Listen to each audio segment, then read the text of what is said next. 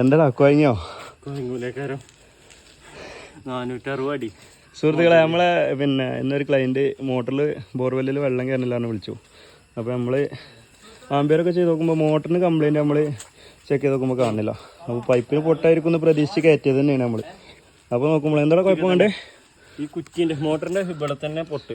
അപ്പോൾ ഈ സാധനം ഫുള്ള് വലിയണില്ല. പകുതിയൊക്കെ വരെ വർക്ക് ചെയ്യുന്ന സൗണ്ടും കാര്യങ്ങളൊക്കെ കേൾക്കുന്നുണ്ട്. അയ്യോ, യോസ്കോളർ കഴിഞ്ഞേക്കാണ് ഈ HD പൈപ്പ് ആയത് കണ്ടങ്ങൾ. ഇങ്ങനെ ഓട്ടാൻ ഇത് കത്തിയ പോലെ ഉണ്ടല്ലേ? എന്താ സംഭവിച്ചിരിക്കണ അറിയില്ല. പോലെ ഒരഞ്ഞായതാണോ എന്തോ അറിയില്ല.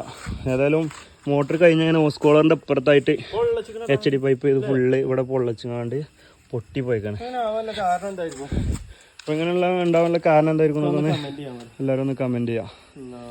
450 അടി വലിച്ചു കയറ്റിയ ക്ഷീണത്തിൽ ഇരിക്കണ ഇരുത്താണ് ഇതൊക്കെ. അപ്പോൾ ഓക്കെ സുഹൃത്തുക്കളെ, എല്ലാവരും സപ്പോർട്ട് ചെയ്യാം.